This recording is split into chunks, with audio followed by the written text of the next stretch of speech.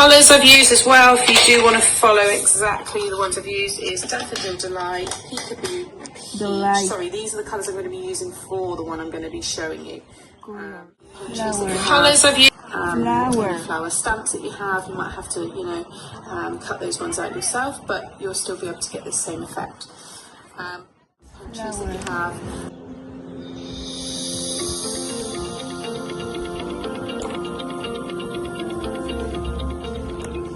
Hi everybody, it's Sam at Mixed Up Craft. Thanks for watching my tutorial today. This is project number project number 6, sorry, of my creative card series. So today's one is a pop-up card. It's the simplest way I can describe this. I'm really pleased with this one. This is completely my design, an idea. I did look up, because it is paper cutting, really. And obviously there are these pop-up cards, but in terms of this design and stuff, I haven't seen anything like this one. So I'm claiming this as my own. Apologies if someone has done it, but I genuinely haven't seen it. So super pleased with it. It is easy. It's just lots of little elements to it. As long as you follow the tutorial step by step, you should be fine. For this one, I have used my now sadly retired. I was really hoping that this one would continue with Stampin' Up. It was the Oh So Succulent. It was really popular and everybody was using it, and I really did think it was going to carry on, but it hasn't. However, I'm still using it because I love it. However, with all these projects, like Peekaboo Peach, Calypso Coral, Real Red, Always Artichoke and Gumball Green. I know some of those are old colours, but I don't try, we'll get rid of anything.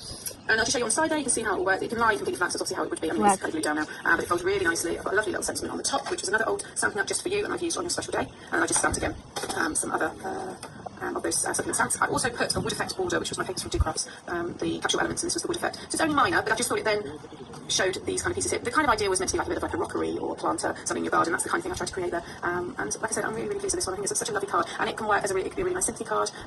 This is obviously for birthday. You could do it as a wedding card. You could do this as a cake tier. There's lots of different ways that you could really play this. You have the bride and groom at the top and things like that. So really have a play around with it. But let's crack on. And it stands up as well, not like a normal card. So either be, you know, whoever you're giving it to might keep it like that. Otherwise, it does. You just have to kind of see it a bit, but it does sit up as well on its own. Okay. So I am using today. I've got one here that I've already kind of done just to show you as we're going through the step by step. I have my scoreboard just so I can check all my measurements. Okay, so I'm using red tones. So that was all purple ones. This time I'm going for the red tones. So the main cardstock itself is 5.5 by 11. And when I've got the scoreboard here, it's simple score. You just want to score a 5.5 on the 11 inch side, just down the middle there, and just fold that one in half, and that gives you your nice 5.5 by 5.5 card.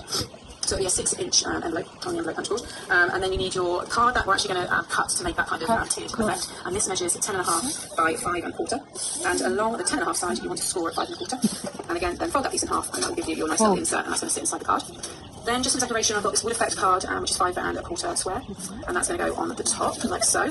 And then I'm going to go through all of these, so you know how many pieces you need if you're using the Oh Succulent stamps. This is my top piece of my card, that's 5 by 5 square, and that's just going to be layered, mounted on top of that one with a nice border, and then again mounted on top of that one there. I just thought the real red, I don't use it enough. I think it's obviously, you know, for Christmas time and stuff, but mixed with all the other kind of, you know, red, oranges, yellows, it just worked really, really nice, so I'm trying to use that one. So that's the kind of dressing of the card all done. And then the pieces to recreate the same that I have here, so I'm going to do exactly the same patterns. With this Oh So Succulent stamp set, you will need to stamp and die cut 3 of these big ones, okay? And then I have 2 still ink, this is obviously me prepping it, I always put my gloves on. 1, 2, 3, 4, 5, 6, 7 of this one here. These are little, I don't really know what they are called, just wood effect for the steps here, and these measure at 7/8 of an inch by 2 and 1/8 of an inch, and they just sit nicely on the steps there. So it's entirely up to you what you want to do, but that's the measurement for whatever it is. And if you really do want to do more, you could do little ones on all of these as well. So there are obviously other bits you can do, but I'm going to crack on and get mine finished, and then I'll show you the result. So there you have it. I may add more to it, I'm not entirely sure. I haven't put the sentiment there because I might do the finished look. The 3 pieces.